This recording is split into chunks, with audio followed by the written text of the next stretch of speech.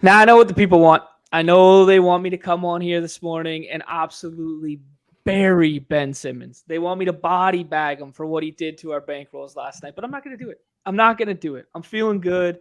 It's a Friday. Positive vibes only with all this new MLB contact. And I'm just talking about how I want to take a step back and zoom out. I always tell everybody, zoom out, right? Zoom out. How many times I said that on the show? Zoom out. Take a step back and just say how appreciative I am of all of this that's happened over the last calendar year. We have this game format that wasn't even prevalent in fantasy communities until what, 3 years ago? And now we're filling baseball contests in January. We're filling divisional weekend showdown contest. Only two gamers, 50K entries on a Friday before a Sunday.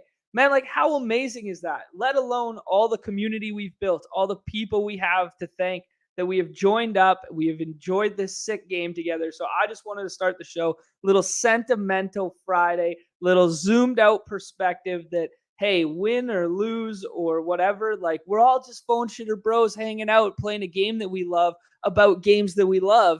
Let's have a laugh. Let's have a time. No? You're fully muted, my friend. I heard, I was getting the So feedback good. in my ears. I was like, yeah, my mic sounds great right now. No, I mean, the games have grown. The community has grown. It went from just you guys just being names in a lobby that I wish I knew to hanging out, talking, shooting the shit, sharing strategies. I mean, we've come a long way, and rumor has it is we're only going up from here. So Rumor has it. Rumor has it. Yeah, man. It's just been really fun. Like, it's just been really fun to see people get so vested in these games. And, like, we come on here and we talk, like, the sicko shit, game theory and spreadsheets and sharing your boards and doing all this. And then when you just take, like, a quick step back, you just go, like, man, this is pretty awesome. Like, you used to only play fantasy football or fantasy baseball with, like, your buddies, and you had to get them all together and you had to do this. Now, like, we do 100 drafts a day if we want to. Like, it's so fun, right? It's so fun. it's the Oh best. man. Yeah. Yeah, lots of good stuff in the chat here. People liking the price point for the MLB stuff. I believe we talked a little bit about it on the show previously. Nez, I think you were kind of front runner in thinking of that. Just the $3 and the $10 made so much sense. Why, man? Yeah, I mean, from a perspective of getting people into the contest who normally are not into baseball, because let's face it, baseball is kind of has a high barrier to entry to get involved with the fantasy stuff and just being a fan of the sport in general. $3, like that's like with the way that the users are on the site, if there's a $3 tournament for like anything, like people are in. Like, yep, I'm in. Like, let's go. I need Right. something to draft. So that is a great way to get involved. Plus, they have us. There's a lot of other people that I've seen in other fantasy networks starting to get involved with fantasy baseball and Underdog as well. That just makes a lot of sense for the newbies that are not necessarily tapped into baseball to get in there, see the rooms, see how badges are drafting. And then if they like it, if they had fun, did a little research, then they can go into $10 and then try to win 100K. And the $10, I think, is what is like, what's the coolest thing is because there's a lot of people in our community that are like diehards that don't necessarily have a 3.7K bankroll to max out a tournament. And I mean, that's a lot to ask, like for real. But I mean, there's a market for it. That's why BBM has been so successful. But when you chop that down to okay, $10, 150 max, now that's a perfect medium of okay, the first prize is really high, so it makes sense to invest into getting that first prize. And now you have the people that maybe don't want to, they just like to stick to the $5. Now they have a reason to bump up their end cost of entry from 750 to all right, I'm gonna double this, and now I'm going in higher. I think it just makes a lot of sense. I think the growth that we will see in the MLB streets is going to be massive, and I think we are going to get a lot of questions as well, as we're like front running this on our show right now as being like the MLB underdog guys. We're going to get a lot of questions, I think, our way from the community, from the Discord, from Twitter. So I'm really excited to see like where things go from here. And and I just think it makes a lot of sense. It makes a lot of sense for a game that is growing but is still new at the same time. Yeah, I couldn't agree more. And like Nick brings up good one in the point here, or good one in the chat here, where it's like he's excited that we're talking baseball because he knows absolutely nothing. But we know Nick knows a lot about hoops and NFL and is always in those streets and stuff. And this is exactly what we hope for. This is exactly where you fall in love with the game of best ball, and then you introduce other sports, right? Like it's how I became a hoops guy this year, right? Like I watched hoops. I cared about hoops, but I never played anything fantasy hoops adjacent because it was just like, but it was a natural progression after baseball ended to be like, hey, okay, I'll learn me some hoops here or try to. Yeah. I still draft Ben Simmons, so I don't know if I know yet. Exactly. And talk of roster construction, I think, is like universal across different sports, right? Because I know we all know NFL roster construction and the different constructions you can use and how you should draft when implementing them. Well, the same thing goes in the best ball as well. So you can like literally say, okay, well, if I want to do a strategy like a hyper fragile strategy and dedicate capital to one position and then flood the other two positions later in the draft, you can literally do that with like putting like something over the names. It might not be profitable, but that is a good start. And then from there, then you can start to get into the micro of, okay, well, who are the players I should be targeting when implementing X strategy? So we're going to have a lot to talk about this spring, but I just think with the way that people understand game theory in these best ball contests, like you're already set up for success. And then the rest is just doing just a little bit of legwork if you really want to be live for that 100K. Couldn't agree more. Couldn't agree more. Numi, what's good, man? We already what are we, an hour in? And we already have our boy Scary Top in the Discord already posing different posing me with I hit him with I hit everyone with my more 5-pitcher builds, and he just, hits me with just roster construction things, makes me start thinking. I start thinking. All of a sudden, I'll just say I posed a question that now I'm going to be debating for the entire time, and with the way that this contest, like the advancement structures is for baseball, I'll just say right off the top of the bat, the biggest thing I'm going to be debating back and forth is, in my roster construction, am I trying to catch 2 start weeks in pitchers by going 7 to 8? Is that going to be the most important? Or is it the most important to have stud pitchers, less of them, and then have quantity and quality while trying to catch the outlier hitting performance in the 2 start weeks? Just talked about that with baseball, and I think he goes, ding, ding, ding. That's like the $1 million, $100,000 question. And I think that's the number one thing it's going to be coming back to in terms of all these is your lineup gearing you towards having quality and quantity of batters or more pitchers. So yeah, I can't wait to get into the nitty gritty and all that. And it's going to be glorious. I just also want to say we are 4.2% filled on that $3. Like, I'm really excited to see where this goes in a day. I know all the ML or the NFL guys. Oh, the Palms were halfway filled in the 30 minutes. Have a baseball contest, whatever price point, whatever entries, be almost 5% filled in less than like an hour is right. But also you got to think of the time frame too. When people are drafting football, there's nothing else to draft on the platform. It's middle of summer. Unless you're playing MLB dailies, there's nothing else to draft other than football. So when a $3 one drafts, all the people that can't afford or aren't maxing BBM and stuff like that, boom, boom, boom, boom, boom. We all got to get in there. Now's the time. With this, I mean, we're right in the middle of divisional weekend matchups. We're one of the biggest football slates of the year. And there's also a $100 brand new $100 NBA contest that dropped today. Plus you still have NBA. Plus we still have, there's all these other things. To see that growth already is so cool. Let's shelf the baseball for a second, but I just wanted to lead with it, obviously, because we're such huge proponents of it. And we got a couple irons in the fire for baseball content coming up. Wait and see. Just anything for the sports though on there. I'll just say anyone that wants to dabble in anything, pop your way over to our Discord. We got channels for every sport that is on Underdog, specific threads. So we have our main channel with a thread. We have it for golf, for puck, for hoops, for baseball, for the main channel's football. So hop your way in there. You're wary about hopping in. We got people that are grinding these, including myself, in these channels. Hop in, ask some questions if you're worried. It's a great time to be on Underdog. Love it. So.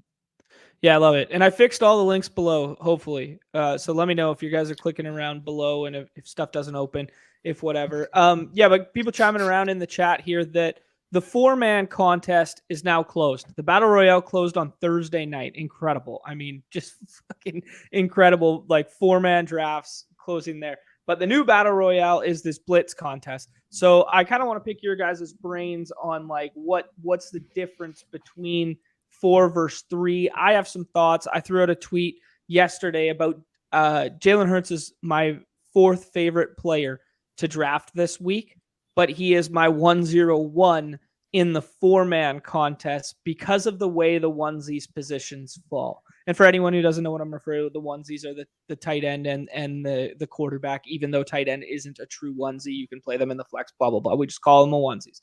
But my thought process here from a game theory standpoint was I don't control the draft board if I'm in the middle, right? So if I start my draft with Kelsey or with a Jamar Chase, something like this, I don't control whether Mahomes and Burrow come back to me for a stack setup. I don't control. All I can control is how the list appears or how I think my opponents view the list of names in front of their face. So what I started doing was pushing Jalen Hurts to the front end of draft boards because I knew at worst I could get a stack, or at worst I could run him naked, and he's by far the best quarterback to run naked on the slate, in my opinion, given the rushing floor, given the spread out of the ball, given blah, blah, blah. We all know this. But then I was like, if that doesn't come to fruition, all the San Fran and all the NFC game stack pieces are available when they fall back, right? And I forced the issue for a run on quarterback because nobody wants to be stuck with Brock Purdy on the road against the number 1 team versus the best pass rush in football. Thoughts, guys? My thought is, what are you doing at the 104 if the big 3, Chase, Kelsey, and McCaffrey go? Are you taking Hurts there as well? I think it's a mix and match for me. I think it's definitely a mix and match for me. I do admittedly like Mahomes a lot more than the field this week. I see Mahomes falling, a lot, and that's kind of what I was playing into early in the week. I think at this point in time, yes, now I do, and I would mix Hurts with whatever else was there. I didn't really experiment with letting quarterback go. If the big 3 go first, I'm going to bring up the ranks just so we have something visual to look there. Yeah. So I was kind of working off something like, this is actually not what I was working off of, but I was just messing around with this a little bit before the show, but it's pretty close. But yeah, anyways, the thought process being that the AFC pieces all tend to run. So I would do like a Hurts mini from there. So I get what you're alluding to, is that I would play double Hurts stacks on either side of the board, be overexposed in that regard, and then the middle tier kind of gets like squeezed out. Is that what you're implying, Nez? Yeah, well, it's just like if you're taking Hurts 101, like chances are you're probably like you're ending up with, let's say, if random number generator is flat for you, you're ending up with a minimum of 25% Jalen Hurts. And because you're doing that, then when you're left with that at the 104, it's just like, are you doubling down, or are you saying, you know what, I want my Hurts exposure to look like this. So then instead, maybe you go kind of crazy and then do like a mix in AJ Brown, or like you like reach on one of these skill position guys with like Burrow or Mahomes. You know what I'm saying? So I was kind of curious because you are sort of forcing the issue. I don't I don't think it's bad. I've personally just been mixing up my 101s. But like, I like what you're saying though, because like your point was, by taking McCaffrey, Chase, or Kelsey 101, you are like at the mercy of the next 5 picks of like whatever, or 4 picks of what they do, and then you're forced to play off of that. Whereas, like you said, if you do take her, it's like you then are forcing the issue, and then you give yourself a lot of stack options, and you kind of see like what tight end is doing, and then you go, okay, is tight end thin? No, okay, I can push it. You know what I'm saying? So I like what you're saying. I'm just like kind of curious. Well, now when you get in this scenario, how do you react there? Yeah, that's entirely fair. And I don't know. Yeah, I don't know. Maybe I didn't think it like through enough in entirely, and it was more just like this theoretical knee jerk reaction to when like Yeah, I'm pounding five. Yeah, the it doesn't happen a drafts. lot either, though. You know, like No, Kirk's yeah. doesn't necessarily fall to 104. Like usually, like one of those three is there at 104. Mhm. But you know, just throwing that out there, I guess might as well just double down. But Mhm. yeah, I will say I miss these 4-mans, but you know, three-man drafts go fast and 20K up top. You know, that'll tickle my fancy as well. But I do miss the 4-mans. Maybe we can get a small one before Sunday. Yeah, I bet you do. I think so too. Like they normally backload them. So if you think about how they've filled earlier in the week, with normally them filling double as fast on the weekend and as you get closer, like today and tomorrow, they should just. I mean, you should happen to any BR draft and there should be snap fill. Like that's what it's going to be. Like these are going to be pushed. Those are going to. Everything is going to be.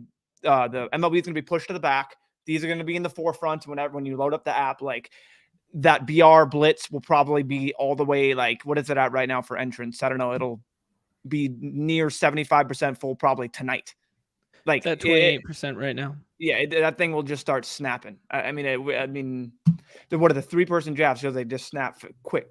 You get in, you get out. You get in, you get out. Like baseball, Chris literally was sending me things like, you do one draft, next thing you know, you've entered 10 in a row, and it's like, where did my 25 minutes go? And this is a guy that could not draft at all, and he comes over to the United States for work, and next thing you know, he's like, I can see why you guys are doing this all the time. Welcome, there you go. Like, so yeah, I mean that's a testament right there to how fast they're gonna fill. Yeah, I think we for sure you get like a $20,000 or 20-man or 20,000 entrant 4-man is my thought you'll get.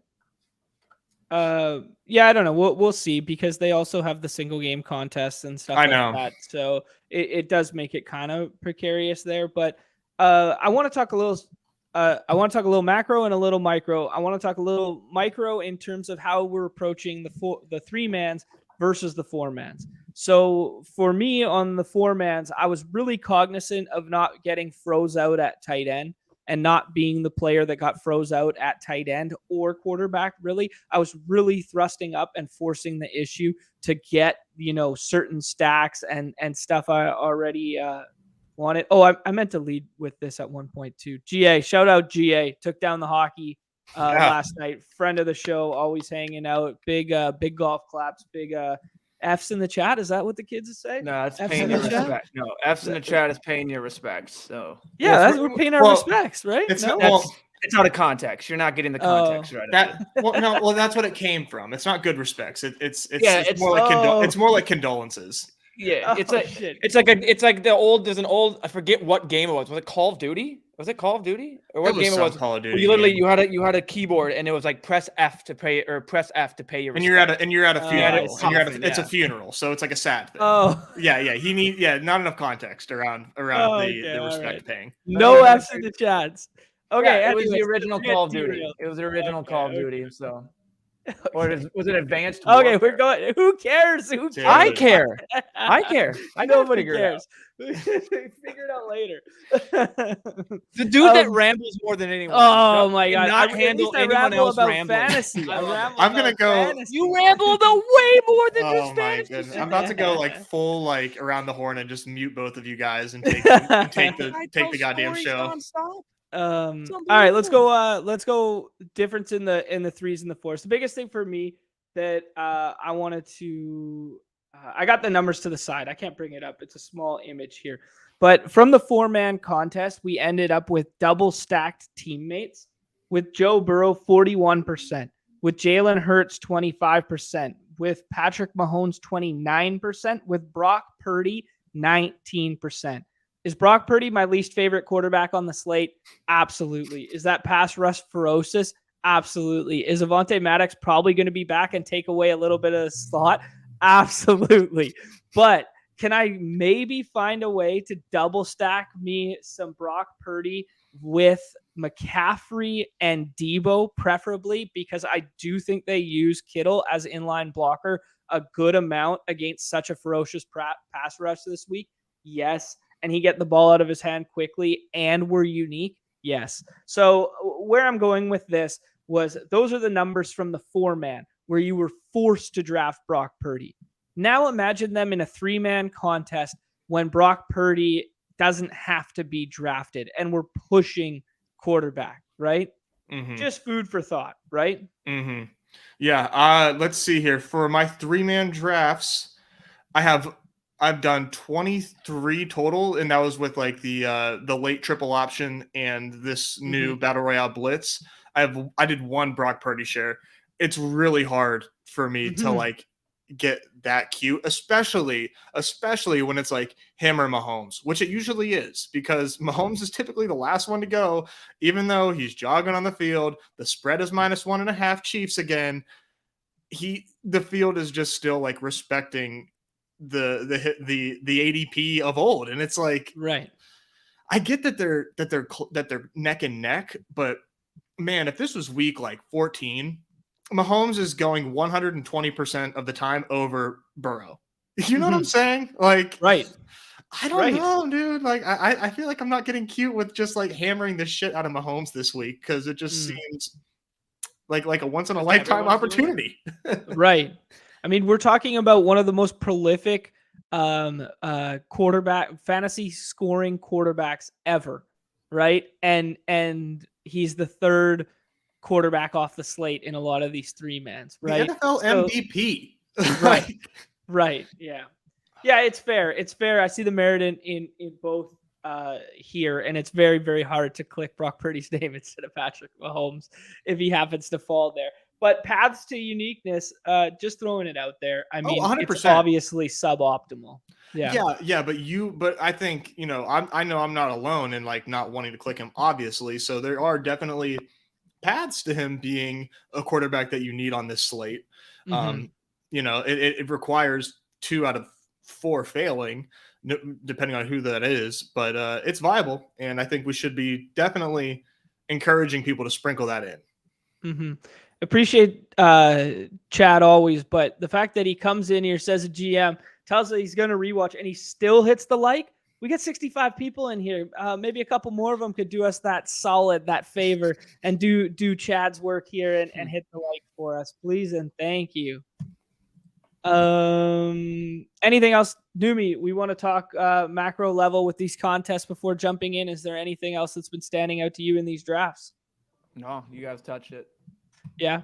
One thing I'm also warming up to a little bit is Samaje Perine. Just in terms of they ran a lot of plays last week, so like the total volume numbers are kind of like pretty in your face. But just in terms of matchup, like I didn't realize how much Kansas City has been throwing to running backs and how bad KC has been, or what did I say? Cincinnati has been throwing to running backs, and how bad Kansas City has been against short area pass catching running backs. That sets up a pretty nice path if we paint the narrative of a trailing game script or 2-minute drills that Samaje Perine is in there. So just one player that I was kind of like, I don't really get it at the beginning of the week, and now I'm kind of seeing the light a little bit. Just another one there. I didn't know that they were awful against running backs out of the backfield either. So that's news. Mark sent me a little nugget because he still couldn't be here today, but the little nugget was, I think, 3rd against receiving running backs, 2nd or 3rd worst in the league against pass catching running backs. What do you know what metric was being looked at as like worst? Was it like a cumulative stat? So I don't mean to put you on the spot. I'm just like trying to think if it's just like because teams are always behind. So if you're warming up to Perine, wouldn't you just also warm up to Mixon? Yeah, in some regard for sure. We've definitely seen his role get expanded, but the price point at which the two go, I would way rather have other pieces than Mixon. Yeah. I'm hedging I'm hedging Mixon this week in pick'ems because of the fact that he does go so high in these battle royales, and he was splitting work with Perine. It's a tough matchup, but KC is a little vulnerable to the run, so we'll see. But yeah, I think that's a little high. If McCaffrey fails on this slate, then it's really like anybody's ball game at running back. Yeah, I do agree with you there. I'm looking for this little nugget. Sorry, I totally threw you on the spot there. No, it's fine. It's fine. You need to call me out sometimes to make sure I'm not just blabbering bullshit. But yeah, just because like I say, if they're playing from behind, I'm sure teams are just like dinking and oh, for sure, just yes. to try. But also Leone tweeted out the pass rate over expectation for the Bengals and how they're doubling down and leaning in to Burrow, and that they've been a positive pass rate over expectation team for like 5 weeks straight. And I mean, I mean that's obvious just by watching the games. Like it's clear that Burrow is a major reason why this team is succeeding. So I've heard some good narratives too that everybody talks about the offensive line and everybody knows that Karras is practicing right now, but he's the center, might not play. Kappa and Williams are probably both out and were out last week, but just talking about how like getting the ball out of his hand quickly because the offensive line has been like bad. You know what I mean? And that same narrative as pass rate over expectation has jumped because the ball's getting out quickly, right? Yeah. No doubt. Let's just jump in here and talk a little on the fly. Yeah. I think one of the more interesting picks this week, and I've been like pretty bullish on this player, but I do think that there are some like interesting question marks, is like T. Higgins, as his role is kind of decreased over. I mean, he's had some injuries, but also a real lack of involvement in the pass game as of late. And I don't know if it's anything to get too cute about in a game like this, where he is like the number 2 receiver in this offense, and he will be needed for them to win. And the pass rate over expectation is higher. It just doesn't seem like I don't know if you've noticed like the field being quote unquote like down on Higgins at all, but I have some question marks, but I'm still buying it. I guess is the long way to get there. But yeah, I mean, I think we know who he is from like an elite talent standpoint, but Mark did write something up on that as well, just talking about the utilization of 11 personnel where all 3 are on the field like almost all the time. But the problem being like Chase has supplanted him in terms of like every single possible metric. Yeah. Right. Yeah, I think there is some definite FUD around him in general. Interesting spot here because we know the value at quarterback to fall and stuff. And I think a lot of people's minds would just snap Mahomes Kelsey here. And to some extent, I want to do that. But in a non-badge room here with, who knows what's going to happen, I think we're going to leave the quarterbacks on the table here and maybe approach this game in a different magnitude and go like a little run back off Kelsey with Mixon, or I'm open to any other play. I like Mixon here just because as far as like raw ceiling goes, I think it's like McCaffrey tier 1, Mixon tier 2, and then like the rest. And if McCaffrey fails, then Mixon has a very big chance to be like a guy you need in these tournaments. And I say that as somebody that is definitely light on Joe Mixon, but I can't deny his usage and his potential outcome in this game, where, like I said, the Chiefs have been vulnerable to the run. It's just the way that they've played because, we saw Derrick Henry kind of chew him up a little bit. Mixon isn't Derrick Henry, but but he's still going to be heavily involved in this game. So, all right, we all the way back already. Yeah. So, I mean, we could force the issue in a lot of regards here. We could do something weird where we could go like a mini game correlation from the other side. We could double stack with McKinnon and hope that Mahomes falls back, or just take Mahomes now. We could squeeze out bully tight end and take Dallas Goedert. I do like Debo. Okay. I think that makes sense. Yep. I could be talked into a lot of different plays here. I know we were just talking about T. Higgins because after T. Higgins, the wide receiver is going to get really. Let's really bully nasty. this shit. All right, let's go. I've got no problem with a bully.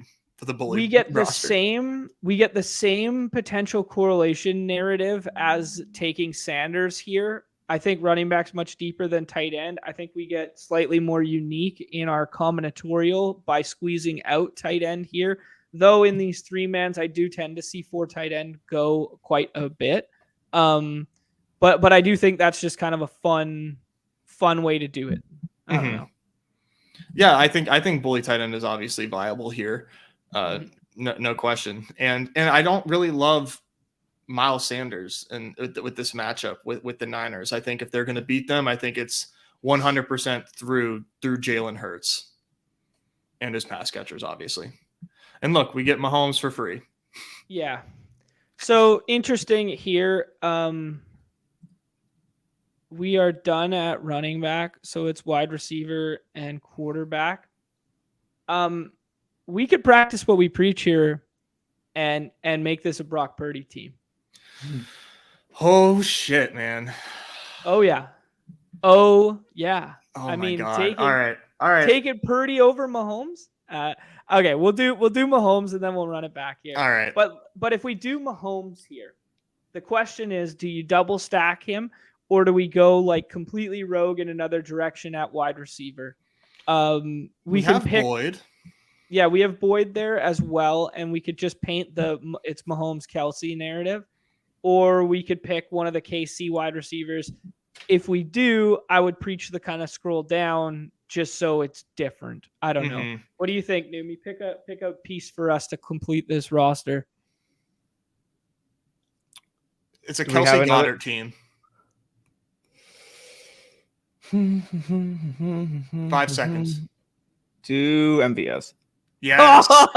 Yes. Son of a bitch. I'm so glad he came back. He finally gets the fucking last word on NVS, this bastard. I love it. It took all week. It took all year. And he finally gets it. He's been waiting for us. Oh, I love it so much. There you go.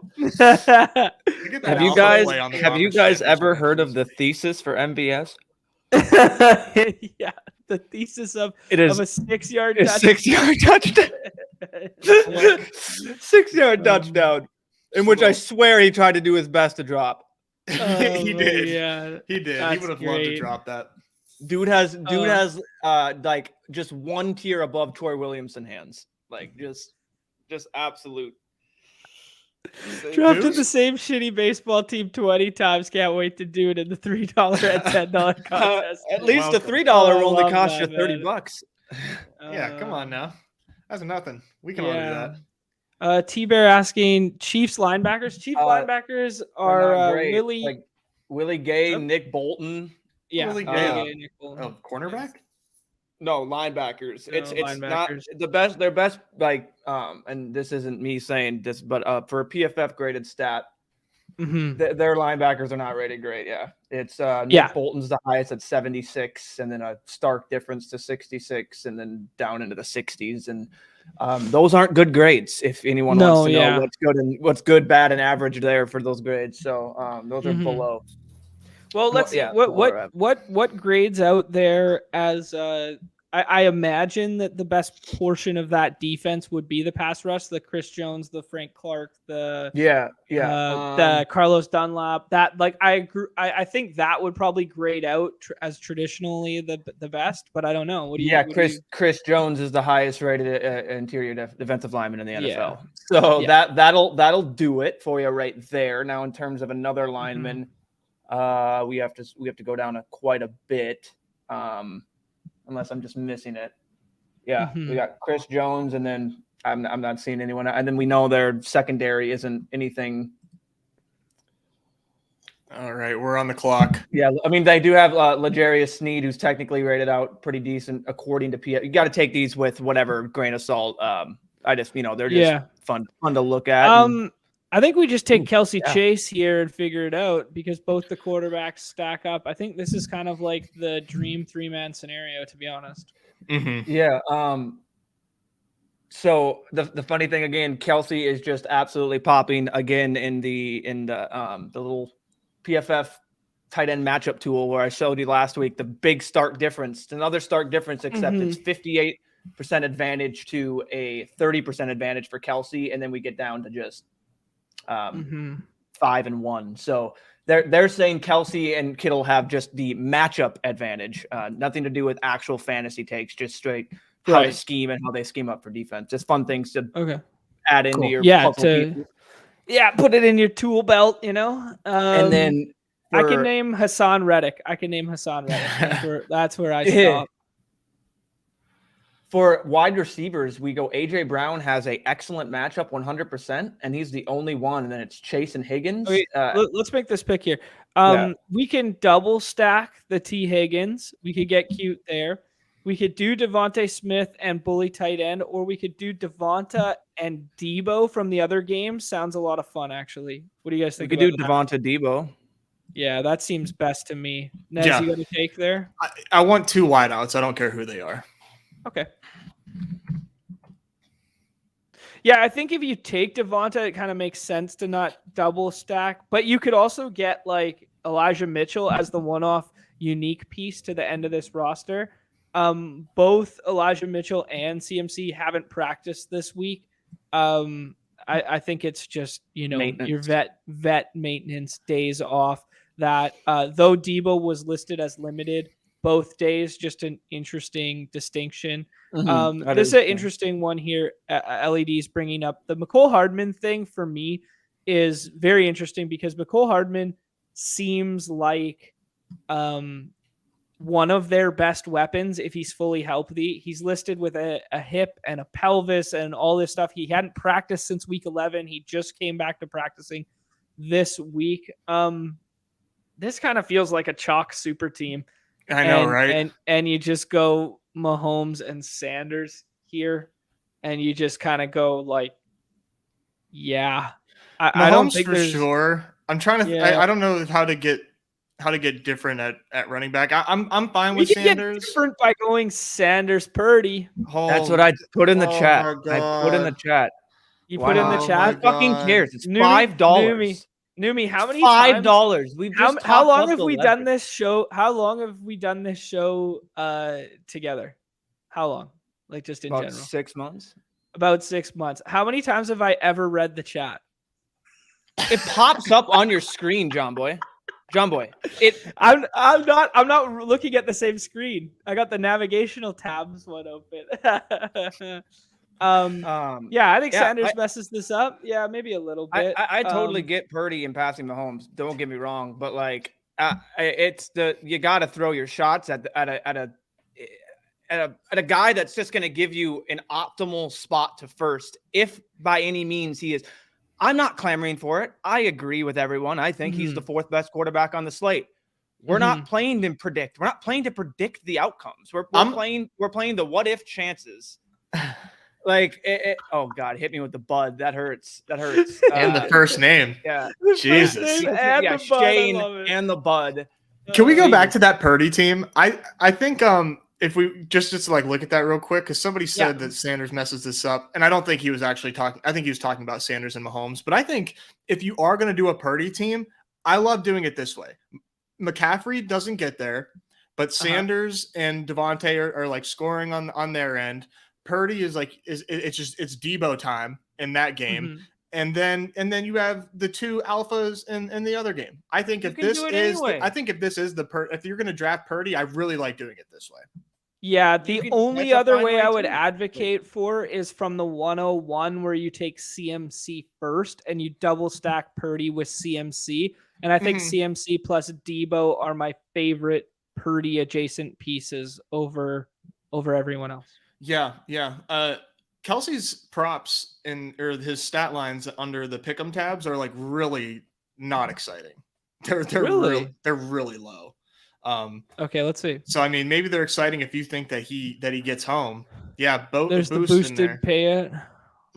Yeah, so that's that you get 30x on your 5 leg there. But sorry, chat. 8.5 rushing yards. Interesting. Yeah, I don't know. I think he runs.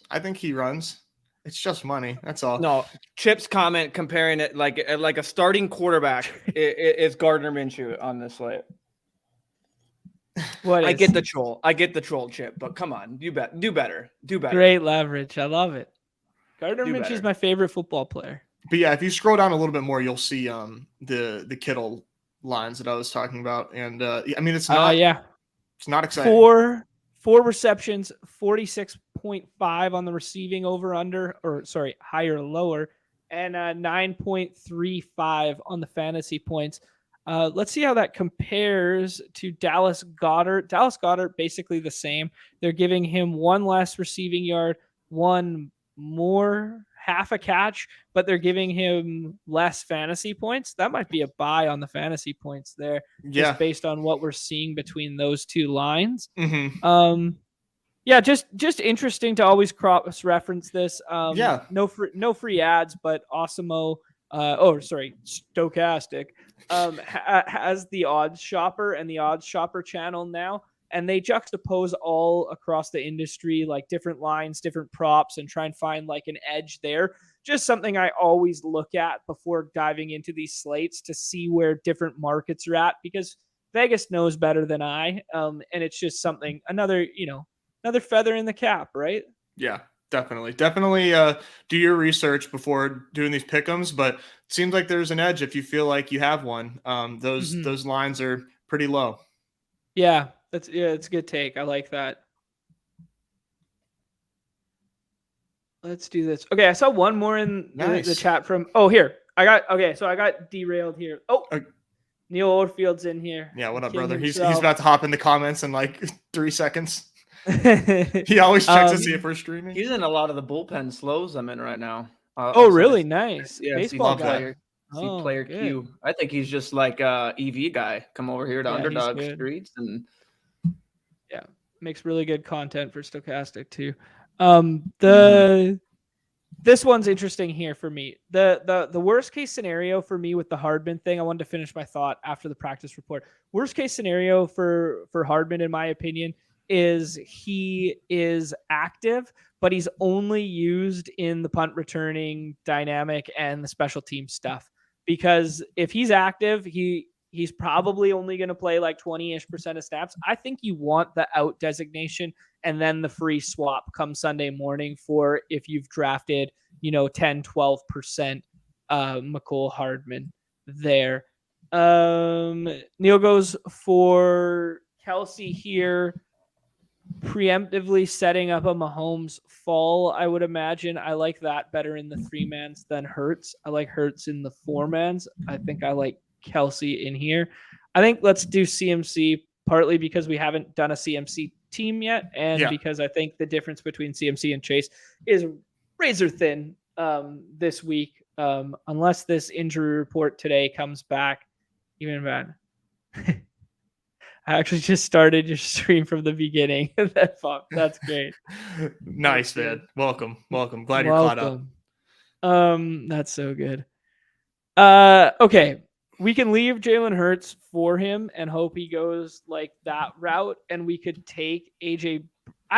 You know what? I don't see the benefit to doing that. I say we build out the NFC game in some fashion and we take Hurts here. Just in case Well, I just don't really care which of these two come back, and I don't really care to double stack it either. Yeah, that's fair. Their lines opened up their receiving yards props where like the gap was way wider than it is now. It's been closing, and it's almost like overlapped right now. We got the room playing QB chicken. Do you guys prefer? I prefer Devontae here. Yeah, because the only other option is if you wanted to go double on the San Fran side. I don't love playing this game as like a full-fledged onslaught shootout. I have no problem playing the AFC game that way. For whatever reason, like my mind in this NFC game is like, I want the best 3-4 pieces, and then I want to hit the nuts on the other side. I mean, I can just see it. I'm not trying, but I mean, I think the totals are closer than what you would think, right? Yeah. So, I mean, 52 and a half. Should we take Goddard and double stack so we don't get froze out? Just in case Neil double taps tight end. Goddard or McKinnon, if you want to like get cute and get some. I'm fine with either here. We could push it if you want to get McKinnon, but I'm fine with Goddard. No way he gets it. To be honest, I think if we leave Goddard or McKinnon, they both go.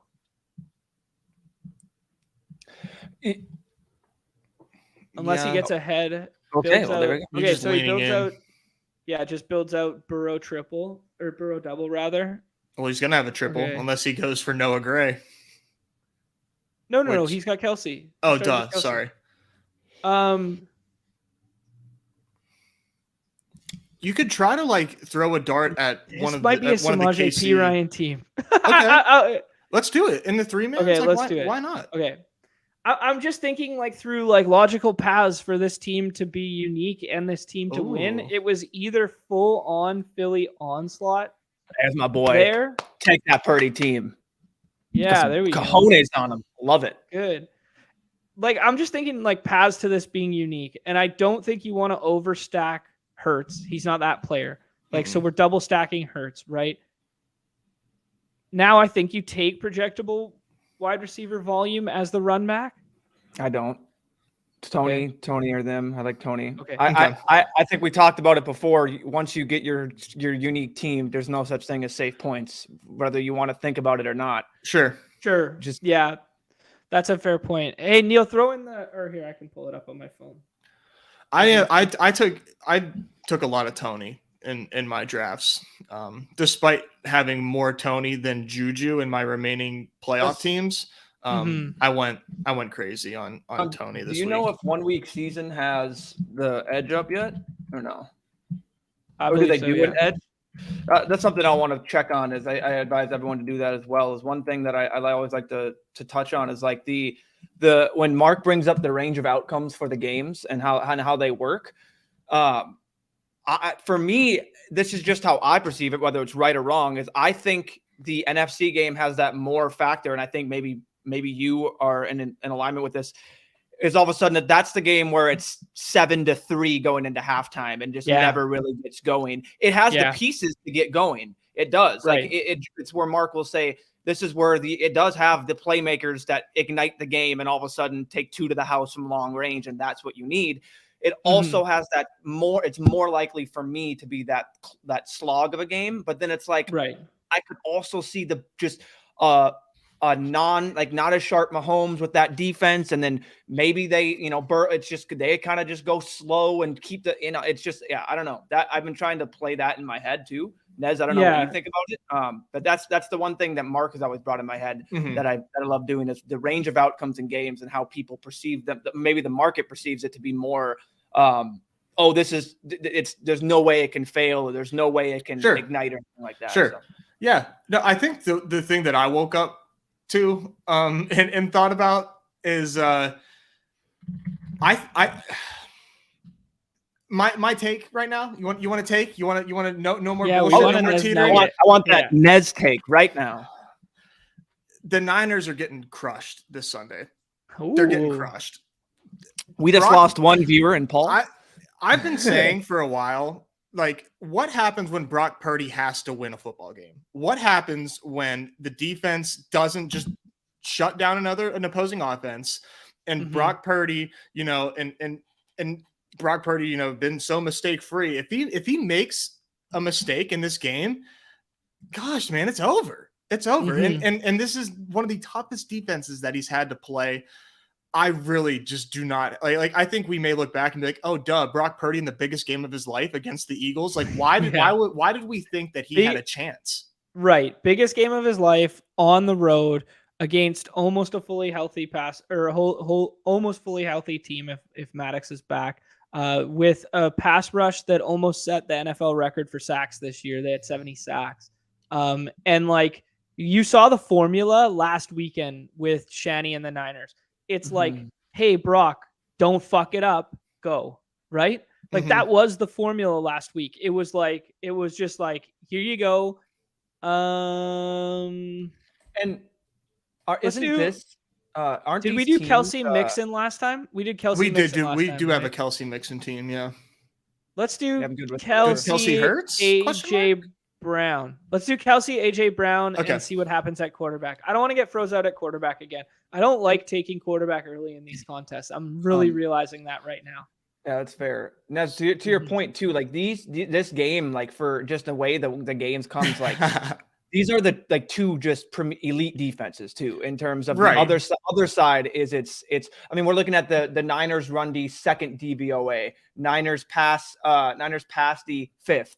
Eagles run D 19th. Eagles pass the first. So I mean, I guess the one way that you can exploit them is on the ground. That's what stats are telling you for the Niners and that. Versus when you go and you cross over and you go then look at the other game, it's 14th for the run D, 12th for the pass D for the Bengals, 17th and 22nd for that. So like when you just look and that's why Vegas has it too. It's just that seems like the more fantasy friendly matchup.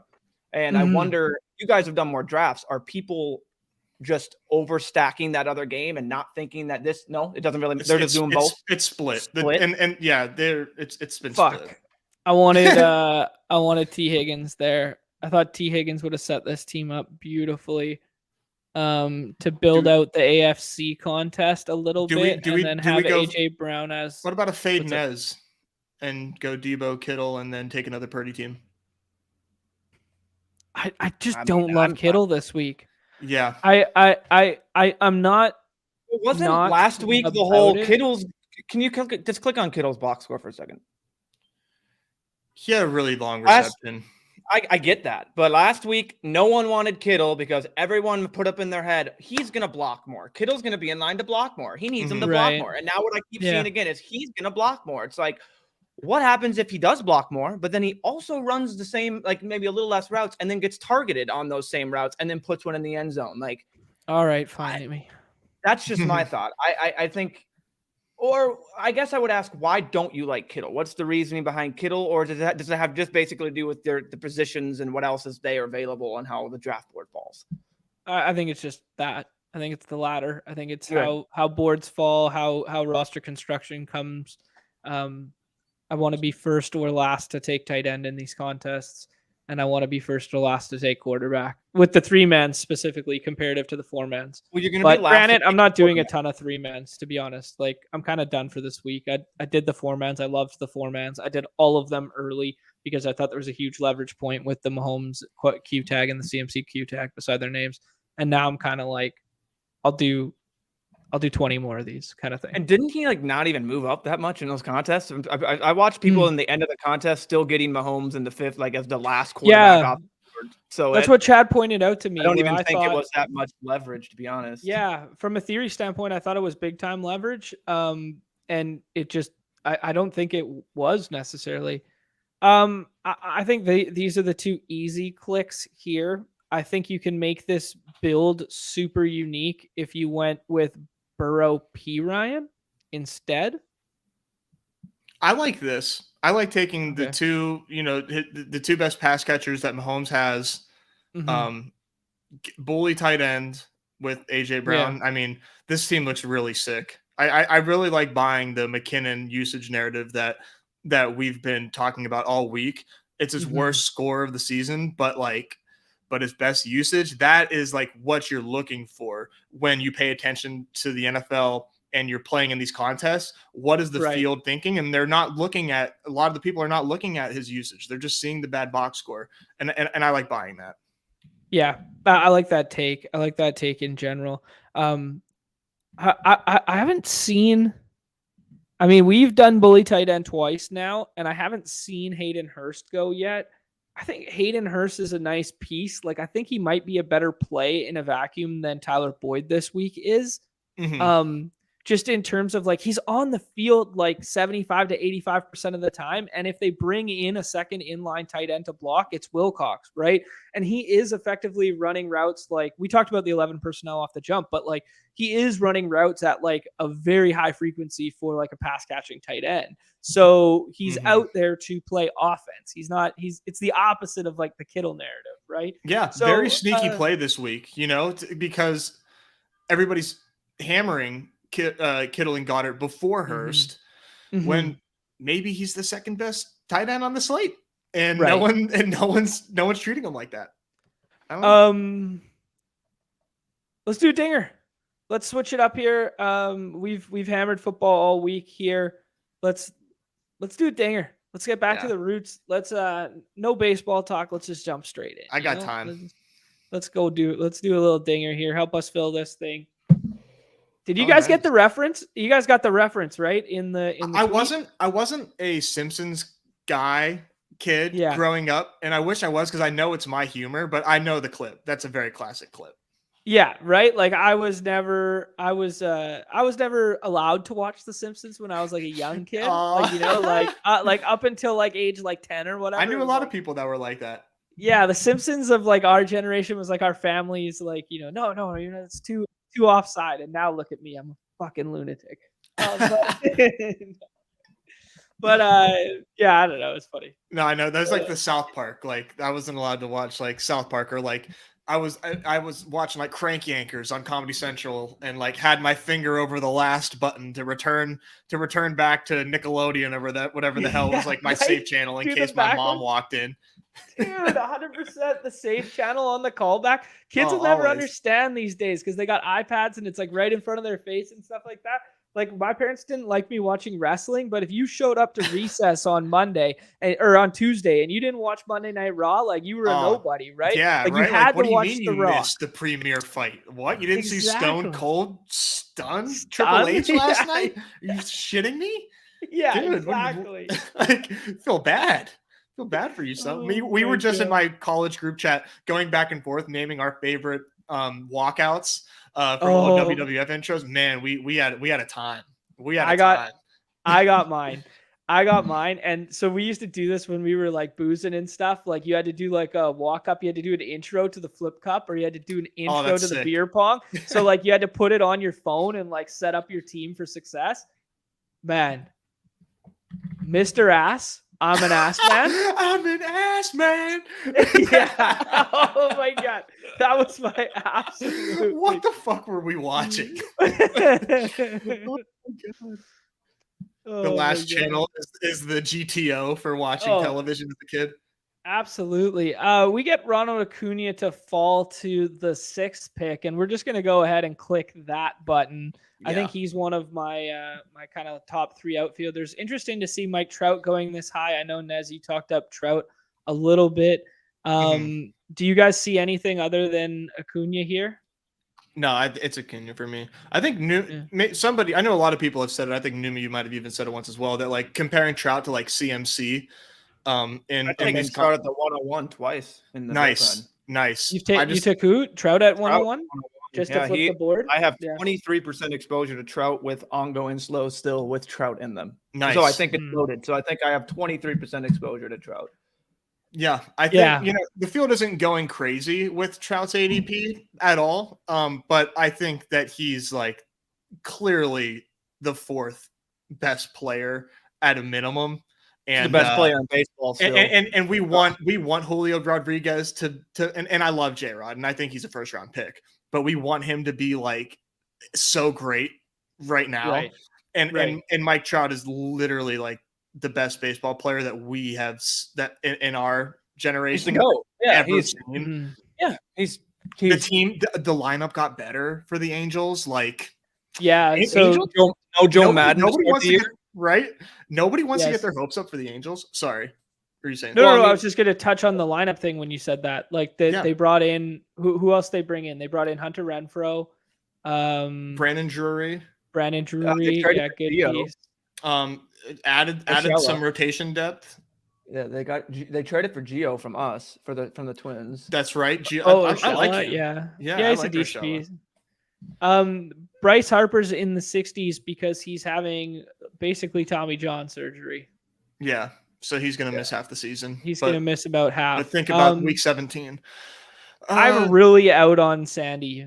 I'm kind of discovering this, like just by happenstance. We could do a little stack to start with Austin Riley. Matt Olson. If you're going to stack. No, Matt Olson. He's right below him. Oh, no. There we go.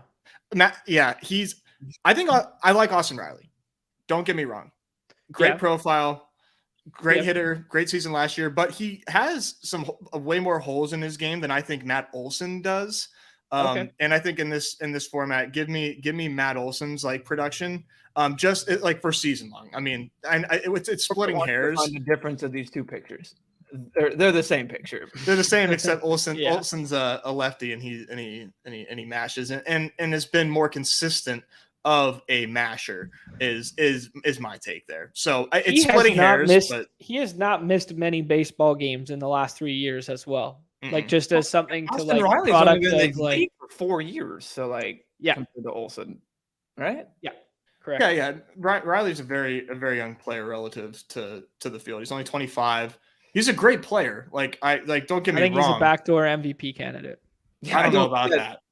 I don't know about that, but I like your take. I like The old heads love counting stats, and the counting stats that he could rake up from like playing the 3-hole in that lineup day in and day out, coupled with a little bit of durability and some good third base defense. I could see it. I mean, I'm talking like way deep dive, like he's That's a tail outcome. 50th rank off the board. But like, I'm just saying, like It's a rank tail outcome for him. Sure. Yeah.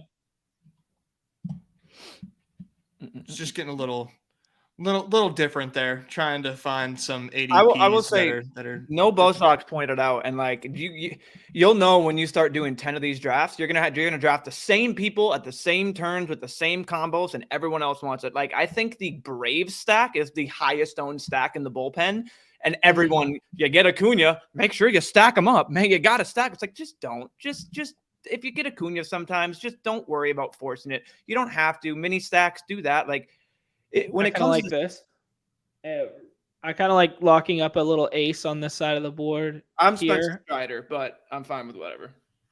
I would actually go Bobby Witt. I'm cool. I'm cool with however you want to do this. I would probably go Rodon, but Okay. Bobby Witt has a very strong case. I just think I'm pushing up. I'm pushing up anyone that has literally stolen bases, dude. I think people are about to see this is about to be unreal this year. People are it'd be awesome. Wild. People are gonna run wild. I hope so. Wild. It's gonna happen. We need to make stolen bases. We already saw it in again. AAA. You can look at AAA. I know that's not a 1-for-1 comparison, but it's a pretty good. Course. Like it's a pretty good porting over to expect what we're gonna see.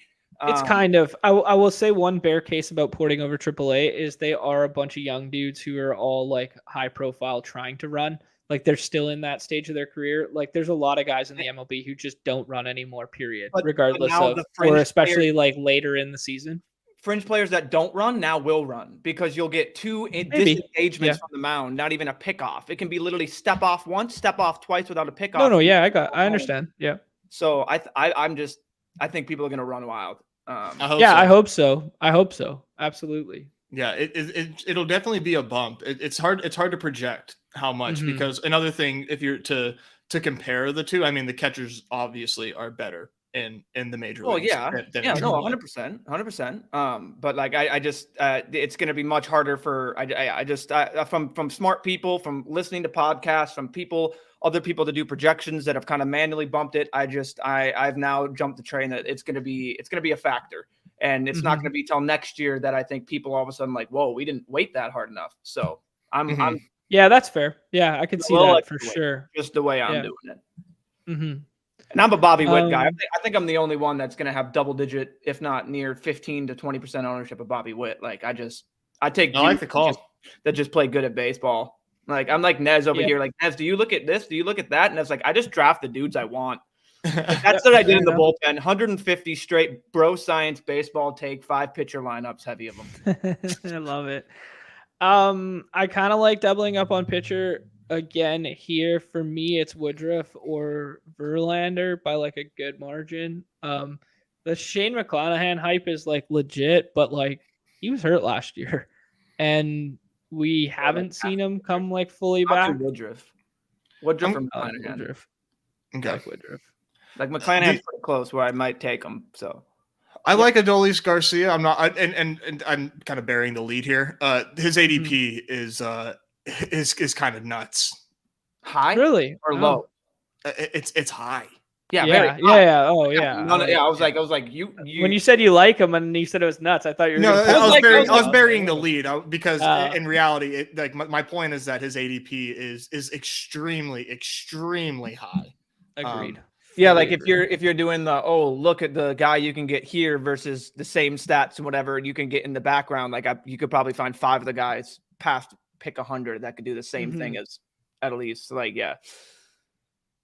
I sure hope it's Alberto Mondesi here. Didn't they come out and say that they don't even know he's going to be ready? Yeah, they said he's probably not even going to play opening day. Probably not even going to be ready for opening day. I love it though. I wish my team took it. Like, why the fuck not?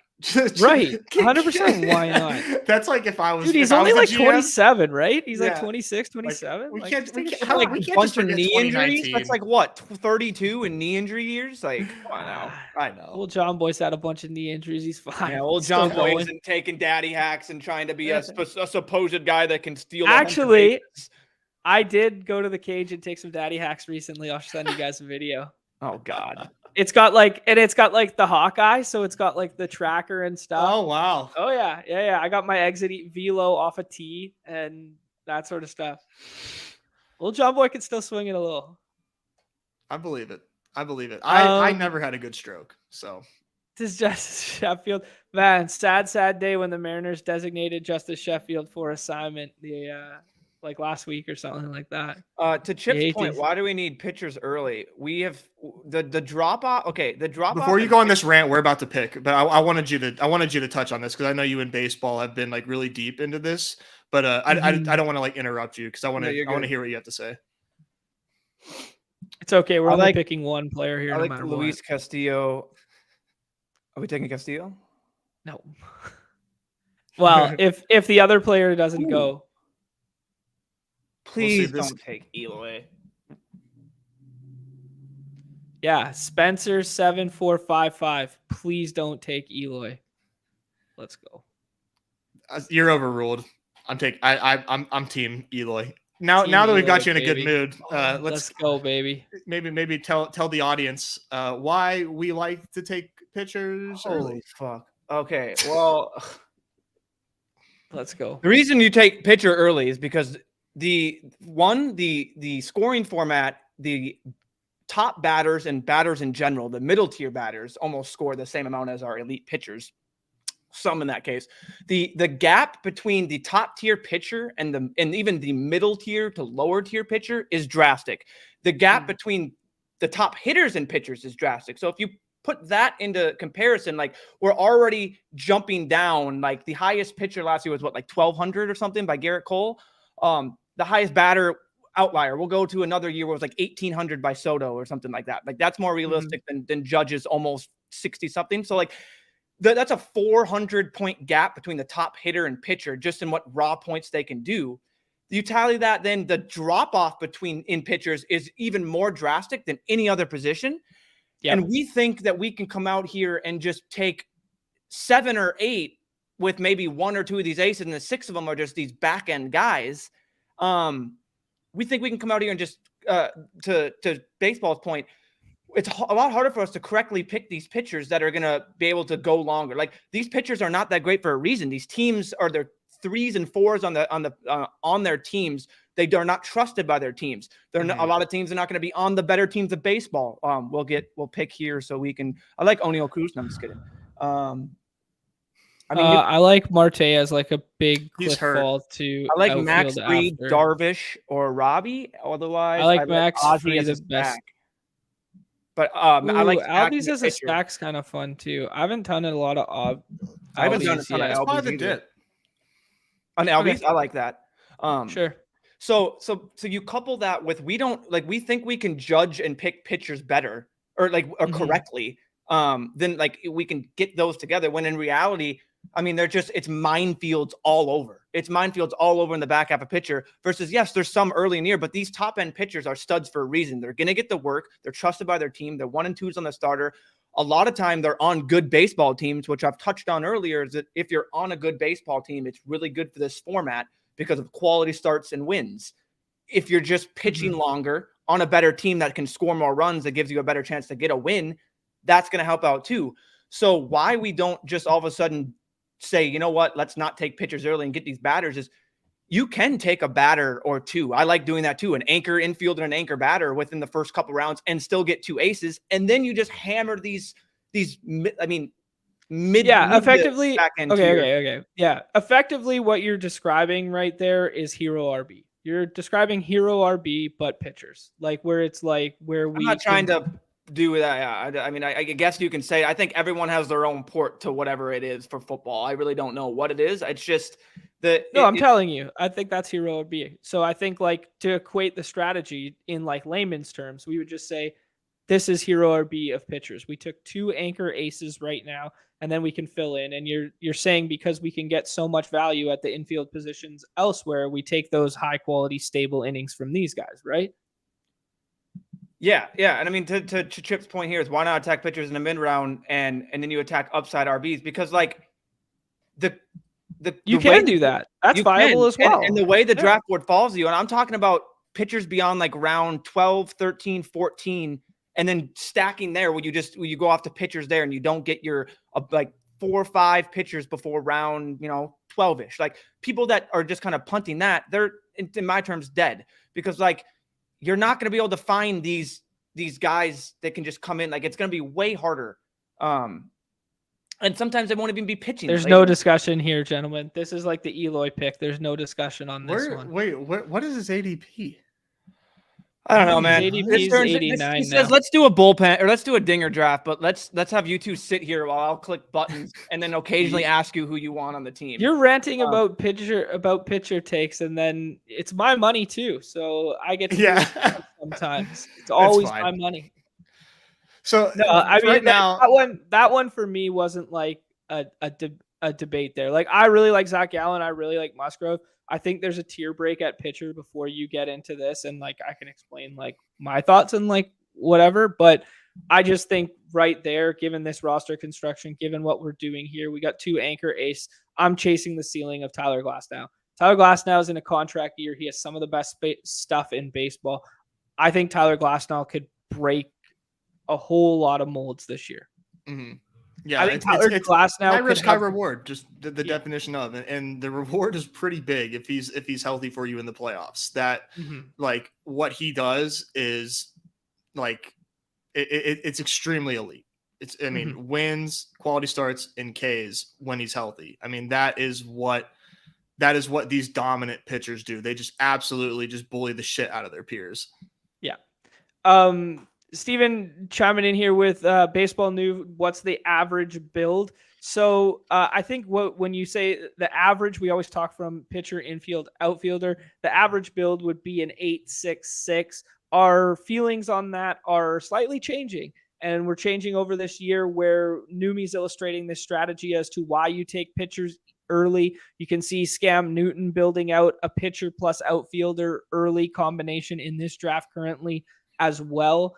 I think we are gravitating to the amount of pitchers you take is relative to when you take them. So if you go with some early pitchers, I think you can get away with some 5, some 6 style builds. Absolutely. And that anchors your staff. And then you build out the strength as Numi was hitting on infield late. And you go with like a 7 at infield, 7 at outfield. But I do think, I do think it's really predicated on your strategy, how your structure goes. Mm-hmm.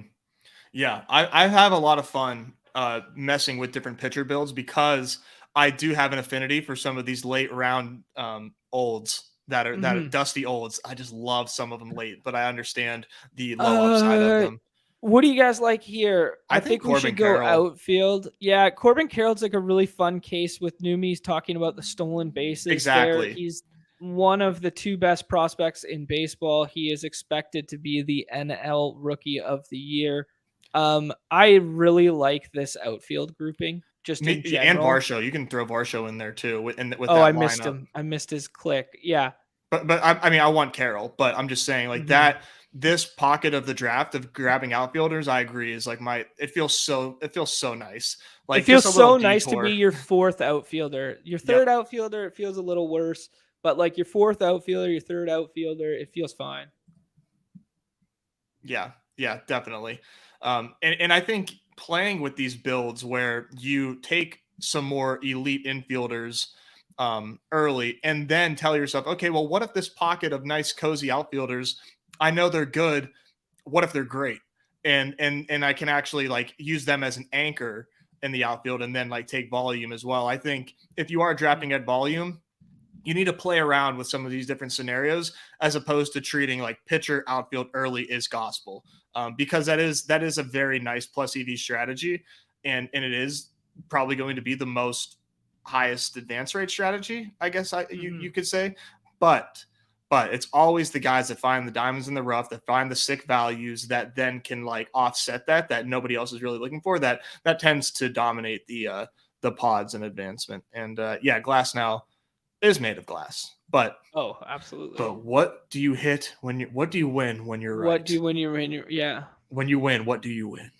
Yeah. I want to talk about Willy Adames for a hot second because I saw a tweet earlier today from Eric Cross, good fantasy baseball analyst.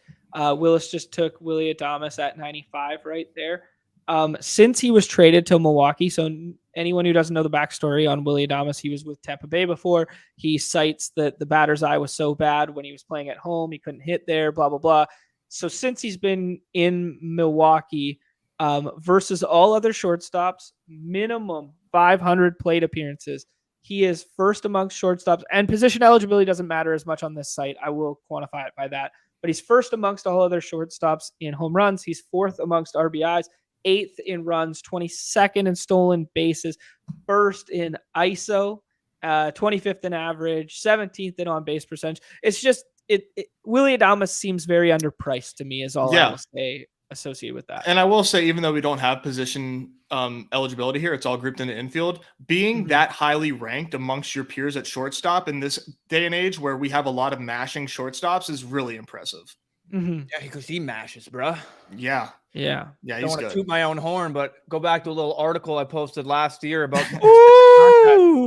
Willy Adames, like a free pick. Little plug. Was touting all the Brewers, the Rowdy Tellez, Luis Urias, and the boys. 20 seconds here. These are some names that I like. I'm a Nathaniel Lowe stan. He carried me in the playoffs. But nope. I'm New me next. Unreal. Sure. I don't have enough time to persuade you on Nick Lodolo, so let's do Kyle Wright. All right. Kyle Wright's a good fourth here. Man, he added a fourth pitch last year. He looks legit. Man, Eno was talking him up the other day. Plays for a team. We already saw, you can look at last year as a representation of the perfect example of what does we could equate Kyle Wright as, above average pitcher, right? That's a good comp. Yep. Look what above average pitcher does on a star team. Dude had 20 something, was second in quality starts. Yeah.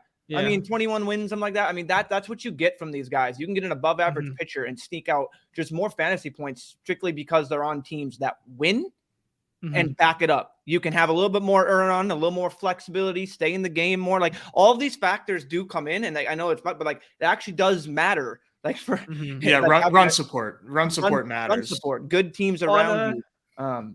It's surprising how that actually like kind of correlates to having the top end scoring pitchers and whatnot. So yeah, it makes sense. Yeah.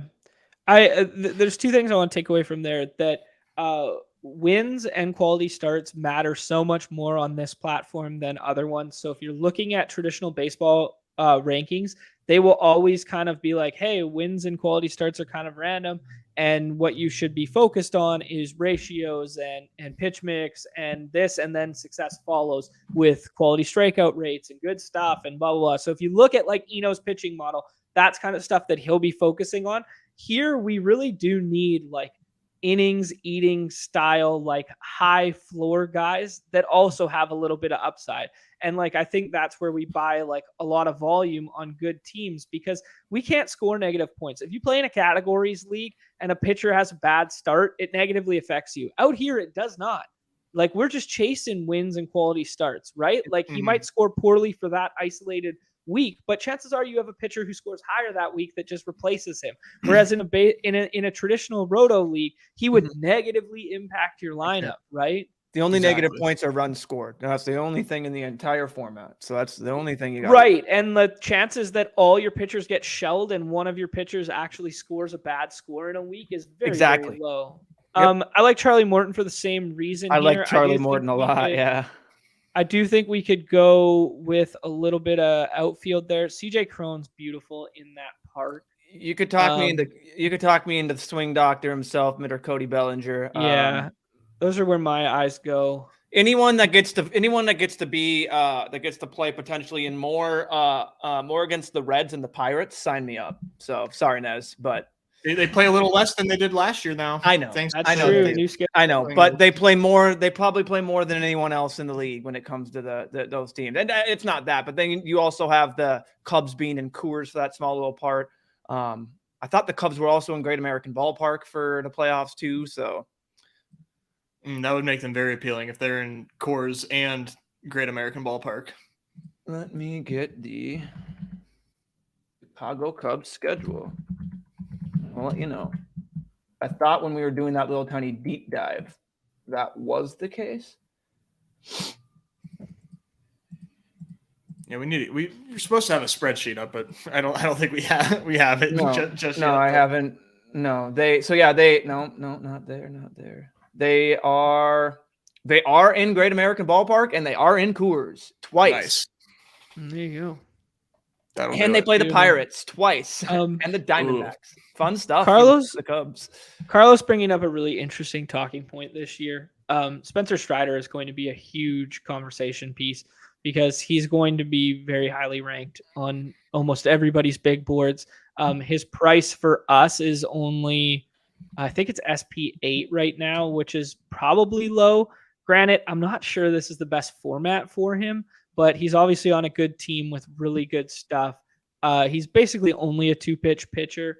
I mean, there's not a lot to not like about him, I guess, other than the fact that you can poke holes in him being a 2-pitch pitcher, and like he doesn't have a good frame for a dude who throws hard as fuck. But I don't know. Like I think his price is still probably wrong on Underdog. Like it's going to progressively keep going up and up. That being said, like I'm not really jumping the shark right now and like getting overexposed to Strider in the 3rd round right now. So he is only 24. So I mean, he can add his changeup more. Like he can that's develop a 3rd pitch very easy. Now, what does that mean for this season-long contest? I don't know because it doesn't say he's going to do it this year.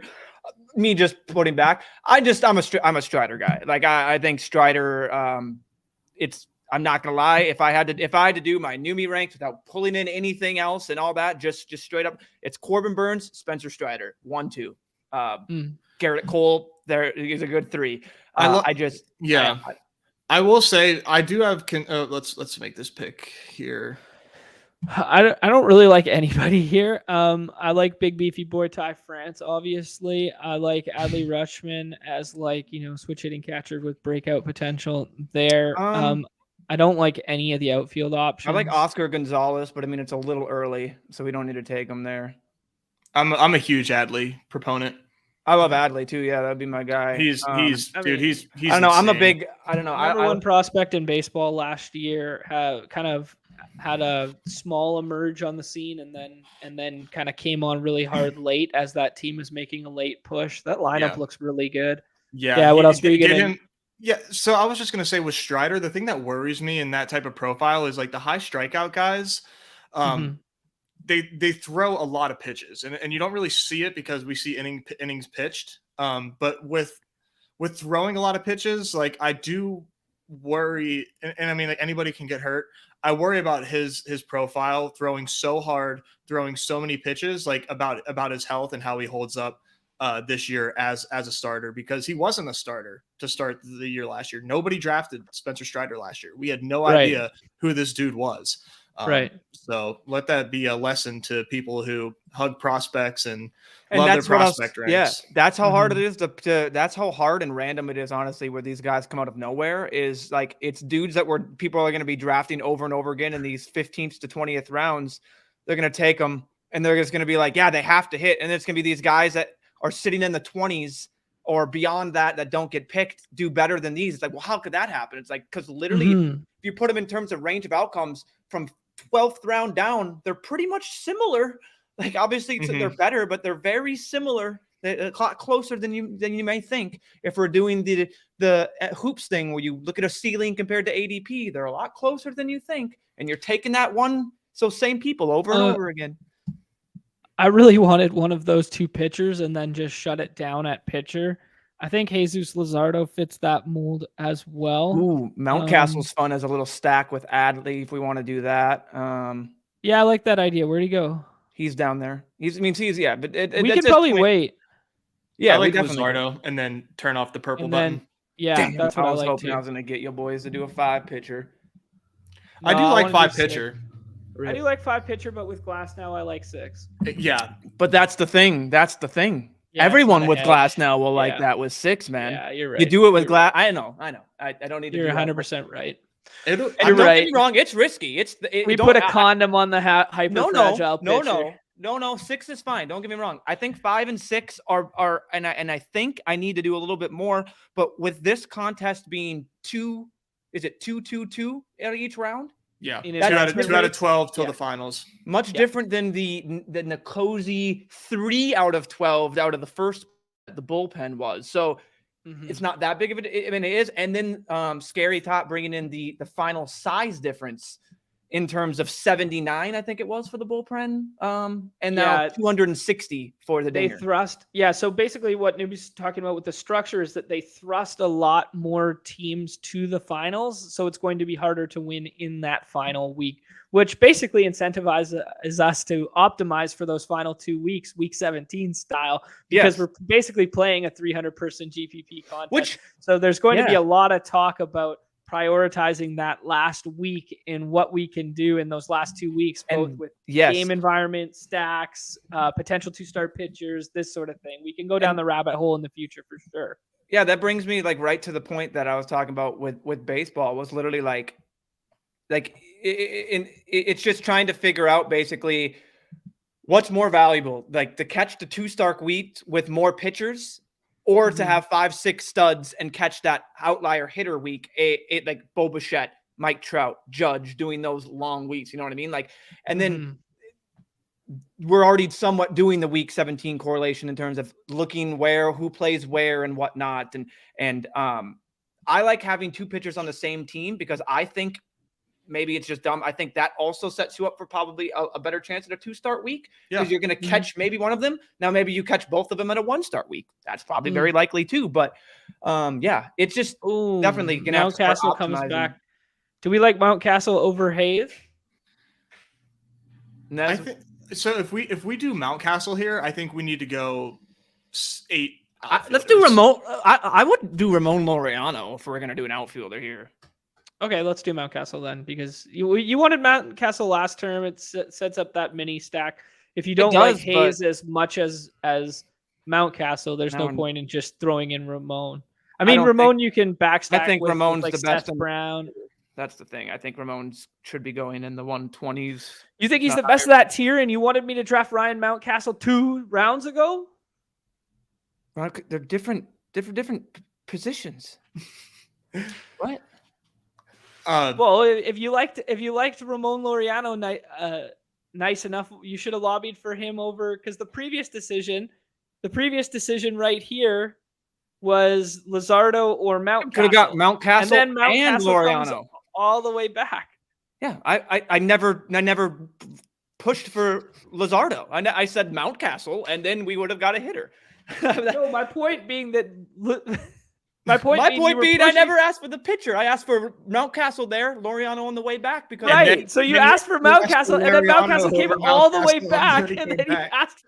Because Nez said if we took a guy here, then we're looking at like sketchy for outfielder. So I offered an outfielder. No, dude, you lost. Goodness gracious! You're talking out of your ass. God.